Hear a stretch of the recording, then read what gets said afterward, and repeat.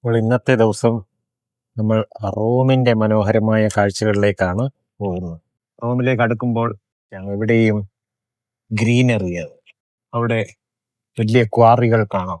ആ മലഭാഗത്ത് കണ്ടല്ലേ, ഗ്രാനൈറ്റും മാർബിളും ഒക്കെ എടുക്കുന്നിടമാ ക്വാറികൾ കാണാം. നമ്മൾ ഒരു സ്പീഡ് ട്രെയിനിലാണ് പോയിക്കൊണ്ടിരിക്കുന്നത്. പച്ചാറോസ എന്നാണ് ഈ ട്രെയിനിൻ്റെ പേര്. ടൈം ടു ടൈം ഏകദേശം 300 കിലോമീറ്റർ സ്പീഡ് വരെ കൈവരിക്കുന്ന ഒരു ട്രെയിനാണ് ഹൈ സ്പീഡ് ട്രെയിൻ. ഇപ്പോൾ ഫച്ചാറോസയിലെ ഒരു ഫസ്റ്റ് ക്ലാസ് ക്യാബിനിലാണ് നമ്മൾ ഇരിക്കുന്നത്. അങ്ങനെ നമ്മൾ റോമ ടെർമിനിയിൽ എത്തിയിരിക്കുകയാണ്. റോമിലെ മെയിൻ റെയിൽവേ സ്റ്റേഷൻ. നല്ല തിരക്കാണ് ഇവിടെ. ഇപ്പോൾ ഏകദേശം രാവിലെ 9:30 9:45 ആയിട്ടേ ഉള്ളൂ. അപ്പോൾ നമുക്ക് ഹോട്ടലിൽ പോയി ചെക്ക് ഇൻ ചെയ്യണമെങ്കിൽ എങ്ങനെ പോയാലും ഒരു 1 മണി 2 മണിയാവും. ഇതുപോലെയുള്ള റെയിൽവേ സ്റ്റേഷനുകളിൽ നമുക്ക് ലഗേജ് ലോക്കർ അവൈലബിൾ ആയിരിക്കും. അത് നമുക്ക് പേ ചെയ്യേണ്ടതായിട്ട് വരും. പക്ഷെ വളരെ സേഫായിട്ട് ലഗേജ് ഒക്കെ വെച്ചിട്ട് നമുക്ക് സമയം കളയാതെ റോമിലെ കാഴ്ചകളിലേക്ക് പോകാം. ആദ്യത്തെ കാഴ്ച ട്രെവി ഫൗണ്ടനാണ്. ട്രെവി ഫൗണ്ടനിൽ പോകാനായിട്ട് നമ്മൾ റോമ ടെർമിനിയിൽ നിന്ന് മെട്രോ എടുത്ത് ബാർബറീനി എന്ന് പറയുന്ന സ്റ്റേഷനിലേക്ക് എത്തി. ബാർബറീനി സ്റ്റേഷനിൽ നിന്നും ഒരു 8 മിനിറ്റ് നടന്നു കഴിഞ്ഞ് കഴിഞ്ഞാൽ നമുക്ക് ട്രെവി ഫൗണ്ടനിലെത്താം. അപ്പോൾ ഈ പോകുന്ന ഈ വഴി നല്ല തിരക്കാണ്, കണ്ടല്ലേ. ഈ പോകുന്ന ജനങ്ങളെല്ലാം ട്രെവി ഫൗണ്ടനിലേക്കാണ് പോകുന്നത്. അപ്പോൾ പോകുന്ന വഴിയെ ട്രെവി ഫൗണ്ടനെ പറ്റിയുള്ള വിശേഷങ്ങൾ പറയാം. ട്രെവി എന്ന് പറഞ്ഞു കഴിഞ്ഞാൽ ആ പേരുണ്ടായത് ട്രേ വയെ, മൂന്നും കൂടിയ വഴി എന്നാണ്. മറ്റുള്ള പ്രദേശങ്ങളിൽ നിന്ന് വെള്ളം കൊണ്ടുവരാൻ വേണ്ടി റോമൻസ് കണ്ടുപിടിച്ച ഒരു സംഭവമാണ് ഈ അക്വാഡക്റ്റ് എന്ന് പറയുന്നത്. അപ്പോൾ ഈ അക്വാഡക്റ്റ് വന്നു ചേരുന്ന ഒരു ഭാഗമായിരുന്നു ഈ ഫൗണ്ടൻ എന്ന് പറയുന്നത്. അവിടെയാണ് ഈ ഫൗണ്ടൻ സ്ഥാപിച്ചത്. പക്ഷേ ഈ ഫൗണ്ടൻ സ്ഥാപിച്ചിരിക്കുന്നത് 1800-കളിലോ മറ്റോ ആണ്. നമ്മൾ നടന്നെത്തിയിരിക്കുന്നത് ട്രെവി ഫൗണ്ടൻ്റെ ഏരിയയിലേക്കാണ്. നോക്കുക, ഈ ട്രെവി ഫൗണ്ടൻ്റെ മുമ്പിലായിട്ട് ഒരു വലിയ ഒരു മന്ദിരം പോലെ ഒരു സ്ട്രക്ചർ കാണാം. അതിൻ്റെ താഴെയായിട്ടാണ് ഫൗണ്ടൻ. ഒരുപക്ഷെ ഏറ്റവും കൂടുതൽ വിസിറ്റേഴ്സ് വരുന്ന ഒരു ഭാഗമാണ് ഈ ട്രെവി ഫൗണ്ടൻ എന്ന് പറയുന്ന ഏരിയ. ഇവിടെ ഡെപ്പിക്റ്റ് ചെയ്തിരിക്കുന്ന നെപ്റ്റ്യൂൺ എന്ന് പറയുന്ന പഴയ റോമൻ ഗ്രീക്ക് ദൈവം. നെപ്റ്റ്യൂൺ എന്ന് പറയുന്നത് തീർച്ചയായിട്ടും സമുദ്രത്തിൻ്റെ അല്ലെങ്കിൽ ജലത്തിൻ്റെ ദേവനാണ്. അപ്പോൾ നെപ്റ്റ്യൂണിൻ്റെ ഒരു ഡെപ്പിക്ഷനാണ് ഇവിടെ നമ്മൾ കാണുന്നത്. നമ്മുടെ വലത് കൈ കൊണ്ട് കോയിൻസ് എടുത്ത് ഇടത് തോളിൻ്റെ ഭാഗത്തൂടെ പുറംതിരിഞ്ഞ് നിന്ന് ഈ ഫൗണ്ടനിലേക്ക് കോയിൻ ഇട്ട് കഴിഞ്ഞു കഴിഞ്ഞാൽ നമുക്ക് വീണ്ടും റോമിൽ വരാൻ ഇടയാവും എന്നാണ് വിശ്വാസം. അങ്ങനെ ഒരു ആചാരം പണ്ട് മുതലേ ഇവിടെ നിലനിൽക്കുന്നുണ്ട്. അപ്പോൾ അതിനുവേണ്ടി കൂടെയൊക്കെയാണ് ഒരുപാട് ആൾക്കാർ ഇവിടേക്ക് വരുന്നത്. അപ്പോൾ ഇവിടെ നമ്മുടെ ട്രഡീഷൻ തെറ്റിക്കണ്ടെന്ന് കരുതി അപ്പോൾ ഈ കോയിന് നമ്മൾ ഈ ഫൗണ്ടനിലേക്ക് ഇടുകയാണ്. ഈ വലത് കൈ കൊണ്ടെടുത്ത് ഇങ്ങനെ നിന്ന് അത്രേ ഉള്ളൂ സംഭവം. പോപ്പ് ക്ലെമന്റ് 12-ാമനാണ് ഈ ഇന്ന് കാണുന്ന രീതിയിലുള്ള ഈ ഒരു നിർമ്മിതി, നമ്മുടെ ട്രെവി ഫൗണ്ടൻ നിർമ്മിക്കാനായിട്ട് ഓർഡർ ഇട്ടത്. വളരെ ബ്യൂട്ടിഫുൾ ആണ്. റോമിലെ one of the most important best attractions എന്ന് പറയാം. കണ്ടില്ല, ഏത് സമയത്തും 100 കണക്കിന് ആൾക്കാരാണ് ഈ ഫൗണ്ടൻ്റെ കാഴ്ചകളിലേക്ക് വരുന്നത് എല്ലാ ദിവസവും. അപ്പോൾ ഇതിലേക്കൊക്കെ വെള്ളം വരുന്നത് നമുക്ക് കാണാം. ഇതെല്ലാം ഈ അക്വാഡക്റ്റിൽ കൂടെ വന്നു ചേരുന്ന വെള്ളമാണ്, കണ്ടില്ലേ. ഈ ഭാഗത്തേക്ക് നോക്കുമ്പോൾ അധികമായി ശ്രദ്ധിക്കാത്ത ഒരു മനോഹരമായ ഒരു പള്ളി കാണാം. യൂറോപ്പിൽ 1600-കൾക്കും 1800-കൾക്കും ഇടയിലുണ്ടായ ഒരു പ്രത്യേക ആർക്കിടെക്ചറൽ ശൈലിയാണ് ബാരോക്ക്. ബാരോക്ക് സ്റ്റൈലിലുള്ള ഈ മനോഹരമായ ചർച്ച് സെയിൻറ്റ് വിൻസെൻറ്റിൻ്റെ പേരിലാണ്. അപ്പോൾ ഇതൊക്കെയാണ് ട്രെവി ഫൗണ്ടനെ പറ്റിയുള്ള ഇൻഫർമേഷൻ. ബാരോക്ക് സ്റ്റൈൽ ഓഫ് ആർക്കിടെക്ചർ, അതിനെപ്പറ്റിയൊക്കെ ഒന്ന് പരാമർശിച്ചു എന്ന് മാത്രം. അപ്പോൾ നമുക്ക് അടുത്ത കാഴ്ചകളിലേക്ക് പോവാം. ട്രെവി ഫൗണ്ടൻ്റെ കാഴ്ചയൊക്കെ കണ്ട് അവിടെ നിന്നൊരു 8 മിനിറ്റ് നടക്കുമ്പോഴേക്കും റോമിലെ അടുത്ത വളരെ പ്രസിദ്ധമായ ഒരു ലാൻഡ്മാർക്കിലേക്കാണ് എത്തിയിരിക്കുന്നത്. സ്പാനിഷ് സ്റ്റെപ്സ് എന്ന് കേൾക്കാത്തൊരു ചുരുക്കമായിരിക്കും. 135ഓളം സ്റ്റെപ്പുകളാണ് മുകളിലേക്ക്. അപ്പോൾ ഇവിടെ നമുക്ക് ഒരു ഫൗണ്ടൻ കാണാം താഴെ. ബാർക്കാച്ചിയ ഫൗണ്ടൻ എന്നാണ് അതിന് പറയുന്നത്. ആ ഫൗണ്ടൻ മുതൽ മേളിൽ ഒരു ചർച്ചുണ്ട്. ആ ചർച്ചിനെ കണക്ട് ചെയ്യുന്ന രീതിയിലാണ് ഈ സ്റ്റെപ്സ് നിർമ്മിച്ചിരിക്കുന്നത്. ഈ സ്റ്റെപ്സുകൾക്ക് മുകളിലേക്ക് കയറി പോകുമ്പോൾ 3 ബേസ് ഉണ്ട്. അത് ട്രിനിറ്റിയെ സൂചിപ്പിച്ചുകൊണ്ടാണ്. ഈ ചർച്ചിൻ്റെ പേര് തന്നെ ട്രിനിറ്റി ഓഫ് ദ മൗണ്ടൻ എന്നാണ് ആ ചർച്ചിൻ്റെ പേര്. ഇത് പണി കഴിപ്പിക്കാനായിട്ട് ഫ്രഞ്ച് രാജാവായിരുന്ന ലൂയിയാണ് അതിന് ഓർഡർ ഇട്ടത്. 1725 മറ്റോ ആണ് ഇതിൻ്റെ പണി നടന്നത്. റോമിൽ ഫ്രഞ്ചുകാർ നിർമ്മിച്ച, പക്ഷെ പേര് സ്പാനിഷ് സ്റ്റെപ്സ്. അതെന്താ അങ്ങനെ? സ്പാനിഷുമായിട്ട് എന്താണ് കണക്ഷൻ? അത് വേറൊന്നുമല്ല, ഇവിടെ ഒരു സ്പാനിഷ് എംബസി ഉണ്ടായിരുന്നു ഈ ഭാഗത്ത്.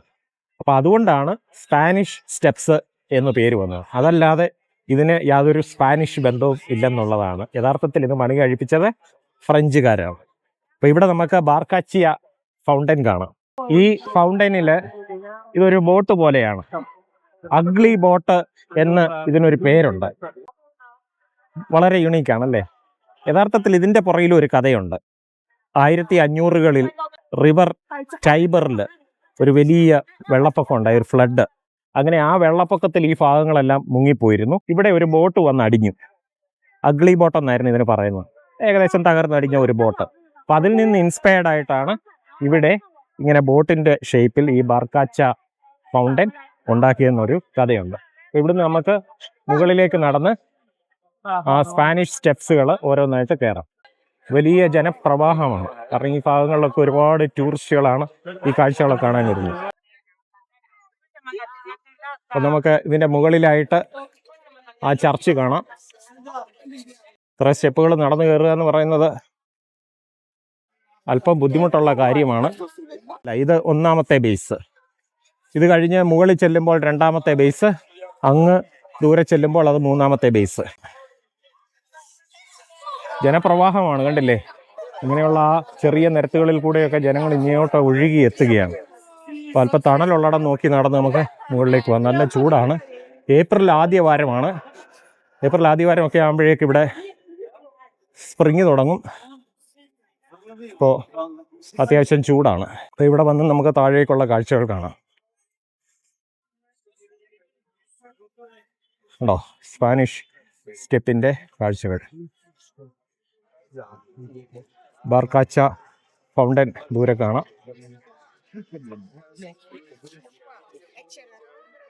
ട്രിനിറ്റി ഓഫ് ദ മൗണ്ടൻ എന്ന ചർച്ചിൻ്റെ അടുത്തേക്ക് നമുക്ക് പോവാം.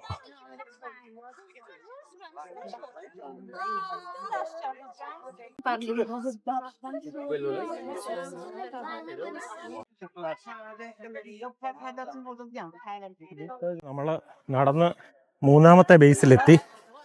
പിന്നെ നമുക്ക് ഈ ചർച്ചിലേക്കൊന്ന് കയറി അതിനുള്ളിലെ കാഴ്ചകളൊന്ന് കാണാൻ പറ്റുമെന്ന് നോക്കാം. ഇവിടെ നമുക്ക് ഈ ചർച്ചിൻ്റെ മുന്നിലായി ഒരു മനോഹരമായ ഒബീലിസ്ക് കാണാം. ഒബീലിസ്ക് എന്ന് പറയുമ്പോൾ എപ്പോഴും ഓർക്കണം, ഇത് ഈജിപ്റ്റുമായിട്ട് കണക്റ്റഡ് ആണ്. പഴയ ഈജിപ്ഷ്യൻ സംസ്കാരവുമായൊക്കെ ബന്ധപ്പെട്ടതാണ് ഒബീലിസ്ക്.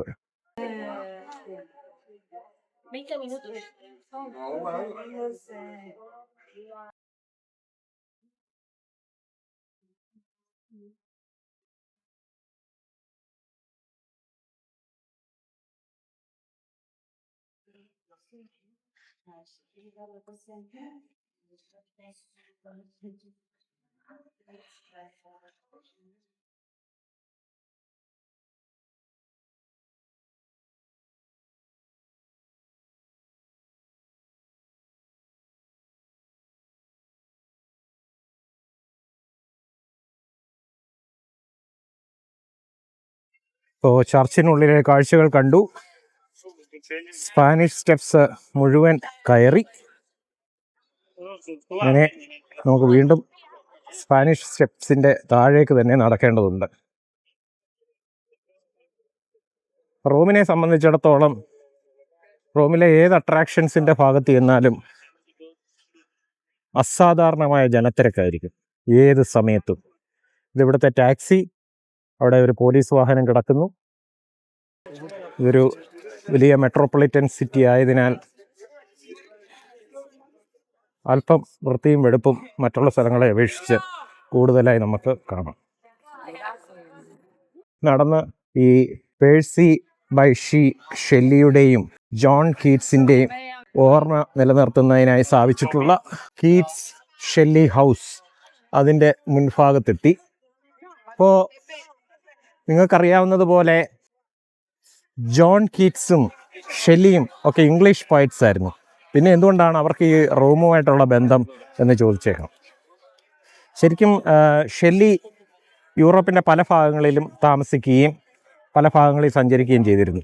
അങ്ങനെ 1819 മറ്റോ ഷെല്ലി റോമിൽ എത്തിയ സമയത്ത് ഈ ഭാഗത്തായിരുന്നു താമസിച്ചിരുന്നത്. ഈ സ്പാനിഷ് സ്റ്റെപ്സിൻ്റെ അടുത്തായിരുന്നു അദ്ദേഹം താമസിച്ചിരുന്നത്. അതുപോലെ 1820 മറ്റോ ആണ് ജോൺ കീറ്റ്സ് റോമിലെത്തുന്നത്. അദ്ദേഹം റോമിലെത്താൻ ഒരു കാരണം ഉണ്ടായിരുന്നു. അദ്ദേഹത്തിന് TB ആയിരുന്നു, ട്യൂബർക്യുലോസിസ്. അപ്പോൾ ഇവിടുത്തെ ഈ ഒരു ക്ലൈമറ്റും കാര്യങ്ങളും ഒക്കെ ബെറ്റർ ആണെന്ന് തോന്നിയതിനാലാണ് ഇവിടെ അദ്ദേഹം വന്നപ്പോഴേ ഈ സ്പാനിഷ് സ്റ്റെപ്സും ഒക്കെ ഇഷ്ടപ്പെട്ടിട്ട് അദ്ദേഹവും ഇവിടെ തന്നെ താമസം. ഈ ഏരിയയിലാണ് അദ്ദേഹവും താമസിച്ചിരുന്നത് 2 കൊല്ലത്തോളം. എനിക്കൊന്ന് 1821 മറ്റോ ജോൺ കീറ്റ്സ് അൺഫോർച്ചുനേറ്റ്ലി പെട്ടെന്ന് മരണപ്പെടുകയായിരുന്നു ഉണ്ടായത്. അപ്പോൾ അങ്ങനെയാണ് ജോൺ കീറ്റ്സിനും ഷെല്ലിക്കും ഈ റോമുമായിട്ടുള്ള ബന്ധം എന്നൊന്ന് ഓർപ്പിക്കുകയായിരുന്നു. അപ്പോൾ നമ്മൾ ഈ ഫൗണ്ടൈൻ കണ്ടു, സ്പാനിഷ് സ്റ്റെപ്സ് കണ്ടു, നിരവധി കാഴ്ചകളിലേക്ക് പോകേണ്ടതുകൊണ്ട് ഈ സഞ്ചാരികളൊക്കെ വന്നിട്ട് വെറുതെ കണ്ടുപോകല്ല. ഇവിടെയൊക്കെ വന്ന് എന്തെങ്കിലുമൊക്കെ കഴിച്ചും കുടിച്ചും ഷോപ്പ് ചെയ്തും ഒക്കെയാണ് അവർ പോവുക. അതുകൊണ്ട് തന്നെ ഈ ടൂറിസം കൊണ്ടുവരുന്നത് വലിയ ബിസിനസ് സാധ്യതകളാണ് എന്നുള്ളത് ഒരിക്കലും മറക്കരുത്. ഇപ്പോൾ റോമിലെ മറ്റൊരു പ്രധാന ഇടത്തേക്കാണ് നമ്മൾ വന്നിരിക്കുന്നത്. പിയാസ വെനീസിയ എന്ന് പറയും. ഇവിടെ വിക്ടർ ഇമ്മാനുവൽ II, നേരത്തെ പറഞ്ഞിട്ടുണ്ട്, ഇറ്റലിയെ യൂണിഫൈ ചെയ്ത കിങ്, അദ്ദേഹത്തിൻ്റെ ഓർമ്മയ്ക്കായി ഒരു മോണുമെൻ്റ് സ്ഥാപിച്ചിട്ടുണ്ട്. ഈ ഒരു സ്ക്വയർ ഇത് ചരിത്രപരമായി വളരെ ഇമ്പോർട്ടൻ്റ് ആണ്. ടൂറിസ്റ്റുകളായാലും ഇവിടെ ലോക്കൽ പബ്ലിക് ആയാലും ഒക്കെ ഒത്തുചേരുന്ന ഒരു വലിയൊരു സ്പേസ് ആണ്. ഇപ്പോൾ ലോക്കൽസ് എന്ന് പറയുമ്പോൾ ഇവരുടെ നാഷണൽ ഡേ അതുപോലെയുള്ള കാര്യങ്ങളും ഒക്കെ ആയിട്ട് ബന്ധപ്പെട്ട് വരുന്ന ഉടനെ ഇവിടെ ഈ സ്ക്വയറിലാണ് അങ്ങനെയുള്ള കാര്യങ്ങളൊക്കെ സെലിബ്രേറ്റ് ചെയ്യുന്നത്. അപ്പോൾ ഇവിടെ നമ്മൾ നടന്നെത്തുന്നത് വിക്ടർ ഇമ്മാനുവൽ II ആ മോണുമെൻറ്റിൻ്റെ മുമ്പിലേക്കാണ്. 1911 ഇത് നിർമ്മിച്ചത്. അപ്പോൾ ഇറ്റലിയുടെ യൂണിഫിക്കേഷൻ അതായിരുന്നു വിക്ടർ ഇമ്മാനുവൽ II ചെയ്തത്. അപ്പോൾ അദ്ദേഹത്തിൻ്റെ ഓർമ്മ നിലനിർത്തുന്നതിനായിട്ടാണ് ഈ സ്മാരകം ഇവിടെ സ്ഥാപിച്ചിരിക്കുന്നത്. അദ്ദേഹത്തിൻ്റെ അശ്വാരൂഢനായിട്ടുള്ള ഒരു നല്ലൊരു സ്കൾപ്ചർ കാണാം. റോം ടെർമിനിയിൽ നിന്നൊക്കെയാണ് വരുന്നതെന്നുണ്ടെങ്കിൽ പ്ലബിസിറ്റോ എന്ന് പറഞ്ഞ സ്ഥലത്തേക്ക് ഒരു ബസ് എടുത്തു കഴിഞ്ഞു കഴിഞ്ഞാൽ 10 മിനിറ്റ് തികച്ചില്ല. നമുക്കിപ്പോൾ ട്രെയിനിനൊക്കെയുള്ള 1 ഡേ പാസ് ഒക്കെ എടുക്കുകയാണെങ്കിൽ 24 hours 48 hours ഒക്കെയുള്ള പാസ് ഉണ്ട്. ആ പാസ് എടുത്തു കഴിഞ്ഞ് കഴിഞ്ഞാൽ നമുക്കത് ബസ്സിന് യൂസ് ചെയ്യാം. വിക്ടർ ഇമ്മാനുവൽ IIൻ്റെ മനോഹരമായ ഒരു സ്കൾപ്ചർ കാണാം. വീരചരമം അടഞ്ഞ ഇറ്റലിക്ക് വേണ്ടി പോരാടിയ ഒരുപാട് പോരാളികളുടെ ഒക്കെ ഓർമ്മ നിലനിർത്തുന്നതിനായി ഇവിടെ ഒരു കെടാത്ത രീതിയിൽ എന്നും ഒരു അഗ്നി ഇവിടെ സൂക്ഷിക്കുന്നുണ്ട്. അതിൻ്റെ കാഴ്ചകളും ഒക്കെ നമുക്ക് കാണാം. അപ്പോൾ ഇതൊരു നാഷണൽ മോണുമെൻ്റ് ആണെന്ന് പറഞ്ഞു.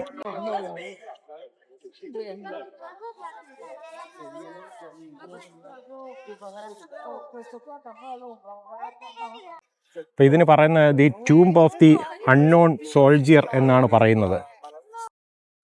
അപ്പോൾ ഈ മോണുമെൻറ്റിൻ്റെ ഈ ഭാഗത്ത് എപ്പോഴും സോൾജിയേഴ്സ് കാവലുണ്ടാവും.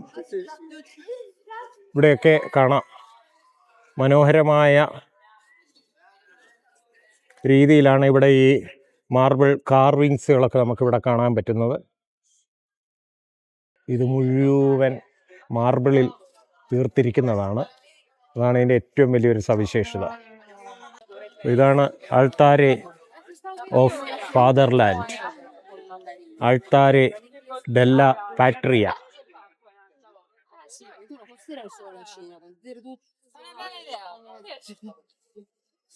പലാസോ വെനീസിയ ഇത് ആക്ച്വലി ഒരു ഇടക്കാലങ്ങളിൽ ഒരു പാലസായും പ്രവർത്തിച്ചിരുന്നു എന്നുള്ളതാണ് ഇതിനെ പറ്റിയുള്ള കഥ. അപ്പോൾ ഇവിടെ നിന്ന് നോക്കുമ്പോൾ നമ്മൾ കുറേ കൂടെ വിക്ടർ ഇമ്മാനുവൽ IIൻ്റെ ആ വലിയ പ്രതിമയുടെ അടുത്തേക്ക് എത്തിക്കൊണ്ടിരിക്കുകയാണ്. മനോഹരമായ കാഴ്ചയാണ് ഇവിടെ നിന്ന് നോക്കുമ്പോൾ. നമ്മൾ വിക്ടർ ഇമ്മാനുവലിൻ്റെ ആ പ്രതിമയ്ക്ക് താഴെയാണ് നിൽക്കുന്നത്. അപ്പോൾ ഇതിൻ്റെ ബാക്കിലായിട്ട് ഇവിടെ നമ്മൾ നോക്കുമ്പോൾ നമുക്ക് പലാസോ വെനീഷ്യ കാണാം. 1455 പിയട്രോ ബാർബോ എന്ന വെനീഷ്യൻ കർദിനാളായിരുന്ന അദ്ദേഹമാണ്. പിന്നീട് അദ്ദേഹം പോപ്പായി മാറുകയും ചെയ്തു. അപ്പോൾ അദ്ദേഹമാണ് ഈ ഒരു പാലസിന് ഇത് പണിയാനായി ഓർഡർ ഇട്ടത്. ആ ഒറ്റ കാരണത്താലാണ് ഇതിന് പലാസോ വെനീസിയ എന്ന് പേര് കിട്ടിയത്. അല്ലാതെ ഇതിന് പൊളിറ്റിക്കലിയോ മറ്റോ അല്ലെങ്കിൽ വേറൊരു തരത്തിലൊന്നും വെനീസുമായി ബന്ധമില്ല. പക്ഷേ ഇവിടെ പിന്നീട് പല കാലത്തും ഒരുപാട് അംബാസഡേഴ്സും അതുപോലുള്ളവർ ആ കാലഘട്ടങ്ങളിലൊക്കെ വന്ന് താമസിച്ചിട്ടുണ്ട്. 1400കളിലൊക്കെ പോപ്പുമാരൊക്കെ വളരെ പവർഫുള്ളായിരുന്നു. രാജാക്കന്മാർക്ക് തുല്യമായ അധികാരങ്ങളും അവകാശങ്ങളും ഒക്കെ ഉണ്ടായിരുന്ന കാലഘട്ടമായിരുന്നു. അപ്പോൾ തീർച്ചയായിട്ടും അവരെ പോലുള്ളവർക്ക് ഇതുപോലെയുള്ള പാലസുകളും ഒക്കെ നിർമ്മിക്കാൻ അത്ര വലിയ പ്രശ്നങ്ങളൊന്നുമില്ലായിരുന്നു. കാരണം അതുപോലെ സമ്പത്തും കാര്യങ്ങളും ഒക്കെ കൈകാര്യം ചെയ്തിരുന്നവരാണ്. ഇവിടെ അതിൻ്റെ മുകൾ ഭാഗത്തായിട്ട് ഒരുപാട് ഫ്രസ്കോസും ഒക്കെ നമുക്ക് കാണാം. ആ ഭാഗങ്ങളിലൊക്കെ ഇവിടെ നിന്ന് മനോഹരമായ കാഴ്ചകൾ ആസ്വദിക്കാൻ സാധിക്കും എന്നുള്ളതാണ്.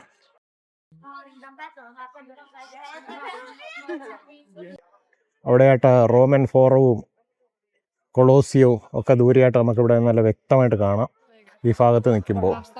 ചുരുക്കത്തിൽ ഇവിടൊക്കെ നിന്ന് നോക്കുമ്പോൾ റോമിൻ്റെ ഏത് ഭാഗത്ത് നോക്കിയാലും മുഴുവൻ ലാൻഡ്മാർക്കുകളാണ്. ഒരുപാട് ഹിസ്റ്റോറിക്കലായിട്ടുള്ള പ്രാധാന്യമുള്ള ഒരുപാട് ബിൽഡിങ്ങുകൾ. ഇവിടേക്ക് നോക്കുമ്പോൾ, ഈ ഭാഗത്തേക്ക് നോക്കുമ്പോൾ നമുക്കൊരു കേർവ്ഡായിട്ടുള്ള ഒരു സ്ട്രക്ചർ കാണാം. ട്രാജാൻസ് മാർക്കറ്റ് എന്നാണ് അത് അറിയപ്പെട്ടിരുന്നത്. ട്രാജാൻസ് മാർക്കറ്റ് അത് AD 1-ാം നൂറ്റാണ്ടുകളിലോ 2-ാം നൂറ്റാണ്ടുകളിലോ ഒക്കെ വളരെയധികം വൈബ്രൻ്റായിട്ടിരുന്ന ഒരു ഇടമായിരുന്നു. വലിയൊരു കൊമേഴ്ഷ്യൽ പ്ലേസ് ആയിരുന്നു. ഇത് മൾട്ടി സ്റ്റോറീസാണ്. നോക്കുക, പല ലെവലുകളായിട്ടായിരുന്നു അത്. അതിൻ്റെ ഒരു ഭാഗം മാത്രമാണ് ഇപ്പോൾ നിലനിൽക്കുന്നത്. അപ്പോൾ അന്നത്തെ കാലഘട്ടത്തിലൊക്കെ, ഈ റോമൻ ഭരണ കാലഘട്ടത്തിലൊക്കെ എത്ര ബൃഹത്തും എത്ര ഈ സിറ്റി ലൈഫ് എന്നൊക്കെ പറയുന്നത് എത്ര വലിയ സോഫിസ്റ്റിക്കേറ്റഡ് ആയിരുന്നു എന്നുള്ളത് കാണിക്കുന്നതാണ്. അത്രയും മൾട്ടി ലെവലായിട്ടുള്ള വലിയ കൊമേഴ്ഷ്യൽ ഏരിയ. അപ്പോൾ അവിടെ ഒരുപാട് വ്യാപാര സംരംഭങ്ങളൊക്കെ നടന്നിരുന്നു. തുണികളായിക്കോട്ടെ അതുപോലെയൊക്കെയുള്ള ജനങ്ങൾക്ക് വേണ്ടി ഒരുപാട് കാര്യങ്ങൾ വാങ്ങിക്കാനായി അവിടെ ആൾക്കാർ വരികയും, ബേസിക്കലി അതൊരു വലിയ മാർക്കറ്റായിരുന്നു, മാർക്കറ്റ് പ്ലേസ് ആയിരുന്നു. ട്രാജാൻസ് മാർക്കറ്റ് എന്നാണ് അതിന് പറയുന്നത്. പലാസോ വെനീസിയയുടെ കാഴ്ചകൾ നമ്മൾ കണ്ടുകൊണ്ടിരിക്കുകയാണ്. ഇവിടെയൊക്കെ ഈ ഭാഗത്തേക്കൊക്കെ വലിയ ക്യൂ ആണ്.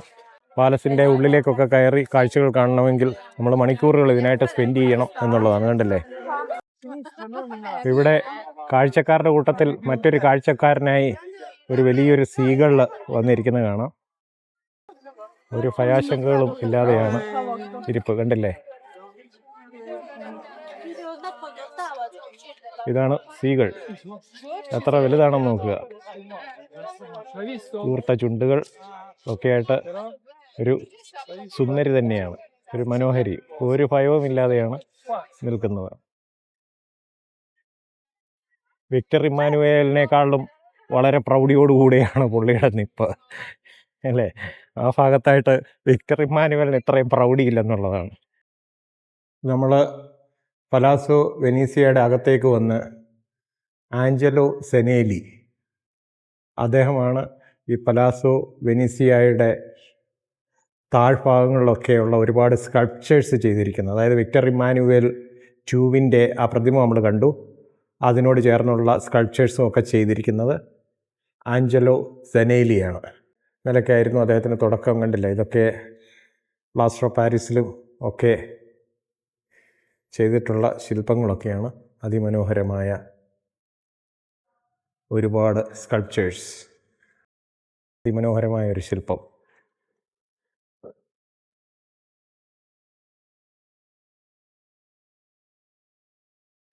വിക്ടർ ഇമ്മാനുവേലിൻ്റെ ആ പ്രതിമയുടെ താഴ്ഭാഗത്തായിട്ട് ഉള്ള ആ വർക്കുകളുടെ ഒക്കെ ഒരു റിപ്ലിക്കയാണ് നമ്മളിവിടെ കാണുന്നത്. അപ്പോൾ പലാസോ വെനീസിയയുടെ ഉൾഭാഗത്തിലെ ചില കാഴ്ചകളാണ്. ആ റൂഫിലും ഒക്കെ ചെയ്തിരിക്കുന്ന വർക്കുകളൊക്കെ ഉണ്ടല്ലേ, എത്ര മനോഹരമാണ്. ഇതെല്ലാം മാർബിളിലാണ് തീർത്തിരിക്കുന്നത് എന്നുള്ളതാണ്. ഉണ്ടല്ലേ, ഇവിടെ മനോഹരമായ ഒരു സ്കൾപ്ചർ കാണാം. ഇവിടെയും കാണാം ഒരു സ്കൾപ്ചർ. ഈ തറയും ഈ ഫ്ലോർ വർക്കുകളും ഒക്കെ കാണുമ്പോൾ ഇത്രയും കാലഘട്ടങ്ങൾ 1400കളിൽ പണിത പാലസാണെന്നുള്ളത് ഓർക്കുക. അതിമനോഹരം. പലാസോ വെനീസിയയിൽ നിന്ന് നമ്മൾ പുറത്തേക്ക് ഇറങ്ങി. ഇനി അടുത്ത ഡെസ്റ്റിനേഷൻ ലാർഗോ അർജന്റീന എന്ന് പറയും. ഇത് അർജന്റീന എന്ന രാജ്യവുമായി ബന്ധപ്പെടുത്തിയല്ല. ലാർഗോ അർജന്റീന എന്ന് പറയുന്ന ഒരിടം ഉണ്ട് ഇവിടെ. ജൂലിയസ് സീസർ എന്ന പ്രശസ്തനായ റോമൻ ചക്രവർത്തിയെ വധിച്ച ഇടം, അതാണ് ഈ പ്രസ്തുത ഡെസ്റ്റിനേഷൻ. അപ്പം നമ്മൾ അടുത്തതായി പോകുന്നത് ആ കാഴ്ചകളിലേക്കാണ്. അങ്ങനെ നമ്മൾ വന്നെത്തിയിരിക്കുന്നത് ലാർഗോ അർജന്റീന. ഇതൊരു പ്രധാന ഇടമാണ്, ചരിത്ര പ്രസിദ്ധമാണ്. ഇത് ആക്ച്വലി നമ്മളിപ്പോൾ ഈ ഭൂമിയുടെ ഈ നിരപ്പിലാണ് നിൽക്കുന്നത്. ഈ ഭാഗങ്ങളൊക്കെ എക്സ്കവേറ്റ് ചെയ്തെടുത്തതാണ് ഭൂമിക്കടിയിൽ നിന്നും. ഇവിടെ കുറേ പഴയ കാലഘട്ടത്തിൽ കുറേ റോമൻ ടെമ്പിളുകളും ഒക്കെ ആയിരുന്നു ഇതിൻ്റെ മുകളിലുണ്ടായത്. ഇത് പിന്നീട് ആർക്കിയോളജിക്കൽ ഡിസ്കവറീസിൻ്റെ ഭാഗമായി ഇവിടെയൊക്കെ എക്സ്കവേറ്റ് ചെയ്തെടുക്കുകയായിരുന്നു. ഈ ഭാഗത്തേക്ക് നോക്കുമ്പോൾ കാണാം അവിടെ വലിയൊരു മന്ദിരം പോലെയൊക്കെയുള്ള ഒരു സംഭവം. യഥാർത്ഥത്തിൽ തിയേറ്റർ ഓഫ് പോംബെ എന്നാണ് ഇതറിയപ്പെടുന്നത്. ജൂലിയസ് സീസറിനെ അസാസിനേറ്റ് ചെയ്തത് അവിടെ വെച്ചാണെന്നാണ് വിശ്വാസം. ജൂലിയസ് സീസറിൻ്റെ കഥ വായിച്ചിട്ടുള്ളവർക്കറിയാം. അദ്ദേഹത്തിൻ്റെ വളരെ അടുപ്പക്കാരനായിരുന്ന ബ്രൂട്ടസ് എന്ന് പറയുന്ന ആളാണ് അവസാനം അദ്ദേഹത്തെ സ്റ്റാബ് ചെയ്യുന്നത്, കുത്തി കൊലപ്പെടുത്തുന്നത്. കുറേ പേര് വട്ടം ചേർന്നിട്ട് ആക്രമിക്കുകയായിരുന്നു. അതിൽ ഏറ്റവും മാരകമായി മുറിവേൽപ്പിച്ചത് അദ്ദേഹത്തിൻ്റെ ഏറ്റവും അടുത്ത അനുയായിയായിരുന്ന ബ്രൂട്ടസ് ആയിരുന്നു എന്നാണ് വിശ്വസിക്കപ്പെടുന്നത്. അപ്പോൾ 44 BC ഈ സംഭവം നടക്കുന്നത്. ജൂലിയസ് സീസർ ആയിരുന്നു റോമൻ റിപ്പബ്ലിക്കിൻ്റെ അവസാനത്തെ ഡിക്റ്റേറ്റർ എന്ന് വേണമെങ്കിൽ പറയാം. റോമൻ റിപ്പബ്ലിക്കിന് ശേഷമാണ് അടുത്ത ഭരണാധികാരിയായ ഒക്ടോവിയൻ, അതായത് ഒഗസ്റ്റസ് സീസർ പിന്നീട് അറിയപ്പെട്ടിരുന്ന ഒക്ടോവിയൻ ഭരണത്തിലേക്ക് വരുന്നതും. അദ്ദേഹമാണ് റോമൻ റിപ്പബ്ലിക് എന്നുള്ളത് മാറ്റി റോമാ സാമ്രാജ്യം, ഒരു എംപയർ സ്ഥാപിക്കുന്നത് അഗസ്റ്റസ് സീസറാണ്. ഇപ്പോൾ ജൂലിയസ് സീസറിൻ്റെ മരണം അത് ചരിത്രത്തിലെ ഒരു നാഴികക്കല്ലാണ്. ആ നിലയ്ക്ക് 44 BC ഉണ്ടായിരുന്ന ആ കാര്യങ്ങളൊക്കെയാണ് പിന്നീട് എക്സ്കവേറ്റ് ചെയ്തെടുത്തിരിക്കുന്നത്. ഇപ്പോൾ നമ്മൾ എത്തിയിരിക്കുന്നത് റോമിലെ മറ്റൊരു പ്രമുഖ ഇടത്തേക്കാണ്. പിയാസ നവോന എന്ന ഇടമാണിത്. 1st സെഞ്ച്വറി AD തേരോട്ടത്തിനും അല്ലെങ്കിൽ കുതിരയോട്ട മത്സരങ്ങൾക്കും ഒക്കെയായിട്ട് ഉപയോഗപ്പെടുത്തിയിരുന്ന ഒരിടമായിരുന്നു. ഇത്രയും വലിയ ഒരു ഏരിയ പിയാസ നവോന എന്നാണ് ഇന്നിപ്പോൾ ഇത് അറിയപ്പെടുന്നത്. പിയാസ നവോനയുടെ ഒരു സെൻറ്റർ പീസ് എന്ന് പറയുന്നത് നമ്മൾ അവിടെ കാണുന്ന ആ ഒരു മനോഹരമായ ഒരു ഫൗണ്ടനാണ്. ഫൗണ്ടൻ ഓഫ് 4 rivers എന്നാണ് അത് പറയുന്നത്. അപ്പോൾ നമുക്ക് അടുത്ത് ചെന്നിട്ട് ഈ ഫൗണ്ടൻ്റെ കാഴ്ചകൾ കാണാം. അന്നത്തെ കാലത്ത് യഥാർത്ഥത്തിൽ അറിയപ്പെട്ടിരുന്ന 4 നദീ ദേവതകൾ, അതാണ് ഇവിടെ ഡെപ്പിക്റ്റ് ചെയ്തിരിക്കുന്നത്. അന്ന് അറിയപ്പെടുന്ന ഏറ്റവും പ്രധാനപ്പെട്ട നദി എന്ന് പറയുന്നത് Nile, Ganges, Danube and Rio, ഈ 4 നദികൾ. അപ്പോൾ ഇതിലെ ഏറ്റവും ഇൻട്രസ്റ്റിംഗ് ആയിട്ടുള്ള ഒരു കാര്യമെന്ന് പറയുന്നത് ഗംഗാ നദിയെ ഇതിൽ ഡെപ്പിക്റ്റ് ചെയ്യുന്നുണ്ട് എന്നുള്ളതാണ്. ഈ 4 നദികളിൽ ഒരു നദി റിവർ ഗാഞ്ചസ് ആണ്. ഇതിന് മുകളിലായിട്ട് ഒരു ഒബീലിസ്കും ഉണ്ട്. അത് ഈജിപ്ഷ്യൻ നിർമ്മിതി എന്ന നിലയ്ക്ക് അത് വളരെ ഇൻട്രസ്റ്റിംഗ് ആയിട്ടുള്ള ഒരു കാര്യമാണ്. അപ്പോൾ ഇതിലുള്ള ഈ സ്കൾപ്ചേഴ്സ് ഒക്കെ നമുക്ക് കാണാം. ഇപ്പോൾ ബെർണിനിയുടെ കലാപാടവമാണ് നമ്മൾ ഇതിൽ കൂടെ കാണുന്നത്. പിയാസ നവോനയിലെ തിരക്ക് കൂടിക്കൂടി വരികയാണ്. സന്ധ്യ സമയമായി. കഴിക്കാൻ വരുന്നവര്, കുടിക്കാൻ വരുന്നവര്, റിലാക്സ് ചെയ്യാൻ വരുന്നവര്, ചരിത്രത്തിൽ ഒരുപാട് കാലഘട്ടങ്ങൾ കടന്നുപോയൊരിടമാണ് സജീവമായി. ആ പിയാസ നവോന ഇപ്പോഴും അങ്ങനെ സജീവമായി തന്നെ തുടരുന്നു. ഒരുപാട് മനുഷ്യരാണ് ഇവിടെ വരുന്നത്, കണ്ടില്ലേ? അപ്പോൾ ഈ കാഴ്ചകളോടൊക്കെ വിട പറയാൻ സമയമാകുന്നു. അവിടെ റെസ്റ്റോറൻറ്റിനുള്ളിൽ കാണാം ചൂട് കൊള്ളാനായിട്ടുള്ള ഒരു ഫയർ പ്ലേസും ഒക്കെ വളരെ രസകരമായിട്ട് നമുക്ക് അതിനകത്ത് കാണാം. ചെറിയ തരത്തിൽ തണുപ്പ് പടർന്നു തുടങ്ങിയിട്ടുണ്ട്. അപ്പോൾ നമുക്ക് തൽക്കാലം ഇന്നത്തെ കാഴ്ചകളോട് വിട പറയാം. ഇനിയും ഒരുപാട് കാഴ്ചകൾ, കൊളോസിയത്തിൻ്റേത് ഉൾപ്പെടെ, റോമൻ ഫോറത്തിൻ്റേത് ഉൾപ്പെടെ, വത്തിക്കാൻ സിറ്റിയുടേത് ഉൾപ്പെടെ ഒരുപാട് കാഴ്ചകളിലേക്ക് പോകാനുണ്ട്. അപ്പോൾ പിയാസ നവോനയിൽ വെച്ച് നമ്മൾ തൽക്കാലം വിട പറയുന്നു. വീണ്ടും കണ്ടുമുട്ടാനായി.